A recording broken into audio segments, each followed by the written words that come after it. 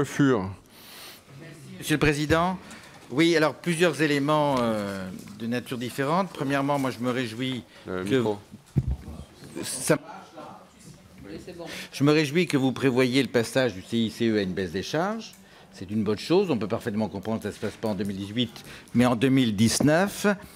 Je me réjouis également que vous ayez insisté sur le fait que cette baisse des charges devra surtout bénéficier aux salaires les plus modestes. C'est là où, effectivement, la décision d'embauche est conditionnée par le coût de l'emploi. Deuxièmement, sur les déficits. Moi, je veux bien entendre tout ce que l'on veut sur les déficits. Mais là, le déficit, l'an prochain, il est de 82,9 milliards. Oui, oui, d'accord. Mais c'est 13,6 milliards de plus que l'an dernier, c'est-à-dire une augmentation de l'ordre de 20% du déficit. Voilà, on peut dire tout ce qu'on veut, structurel, pas structurel. Ça, c'est très objectif. Le déficit augmente et augmente sensiblement. Troisièmement, moi, je suis très inquiet sur l'attitude à l'égard du logement et sur les mots que vous utilisez. Alors, le président de la République a utilisé le mot rente, qui est un mot négatif, perçu comme tel tout au moins. Monsieur le ministre, vous utilisez le mot investissement de jouissance.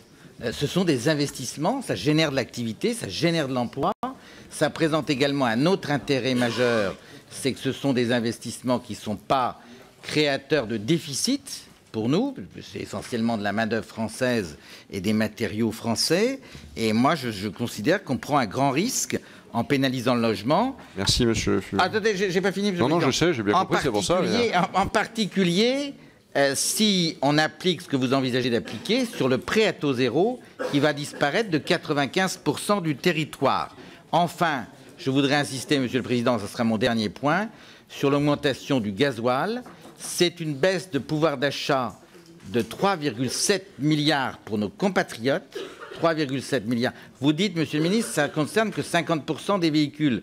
Vous raisonnez sur le flux. Sur le stock, on est à 75% de nos véhicules. Et les gros utilisateurs de leurs véhicules, ceux dont ils consomment le plus, parce qu'ils habitent loin, sont essentiellement au gasoil. Moi, je vous invite à la plus grande prudence sur ce sujet. Merci. Monsieur Barrot.